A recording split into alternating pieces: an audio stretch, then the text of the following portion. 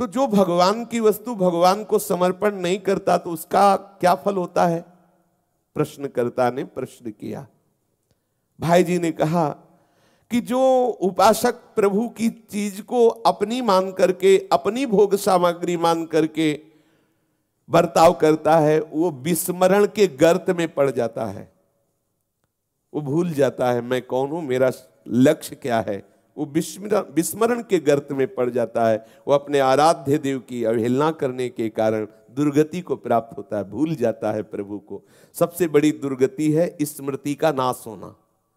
स्मृति नाश हुई मतलब सर्वनाश हो गया।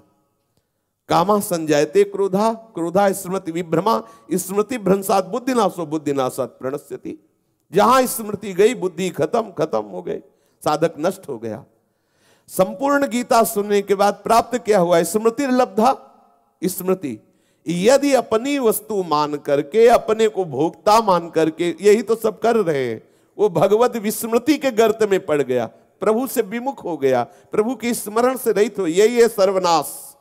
ध्यान दीजिए, सर्वनाश एक शब्द में बोल सकते हैं। भगवत विस्मृति का नाम सर्वनाश, भगवत विस्मृति का नाम भारी विपत्ति, भगवत विस्मृति का नाम सबसे बड़ी हानि जो किसी भी काल में पूर्ण नहीं की जा सकती।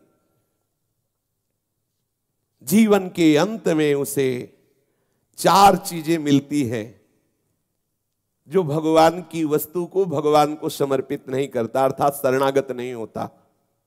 पहली बात, भारी अशांति। उसके जीवन के पूर्ण होने में जब शरीर पूरा होगा तो उसके हाथ 4 बातें लगेंगी। भारी अशांति, भारी अतृप्ति, तृष्णा जला रही उसके हृदय को, असफलता और बटोरा हुआ पाप, ये उसके हाथ लगता है।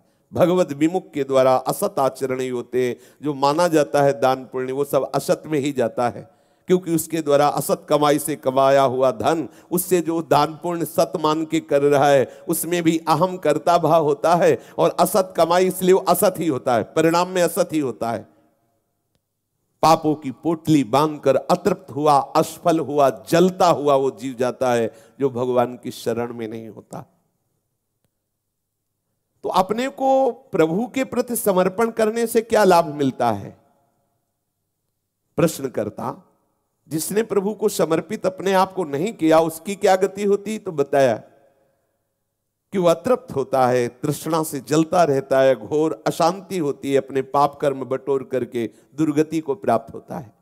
पर जो प्रभु की शरणागति स्वीकार कर लिया है, प्रभु के चरणों की शरण ले ली, प्रभु के चरणों में समर्पित कर दिया अपने आप को, उसको क्या मिलता है?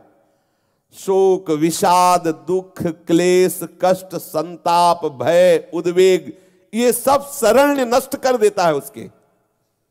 हम जिनकी शरण में हुए, हरि गुरु चरण सेवानुसरहु, हरि गुरु प्रताप से शोक, विषाद, दुख, क्लेश, कष्ट, संताप, भय, उद्वेग, ये सब नष्ट हो जाते हैं और उसके कर्म बंधन छिन्न भिन्न हो जाते हैं। वो निश्चिंत हो जाता है। आनंद घन प्रभु का आश्रय लेने वाला वो नित्य आनंद स्वरूप के धाम में प्रवेश पाता है, नित्य लीला में निरंतर उनके सानिध्य को पाता है। यह है शरणागति का फल।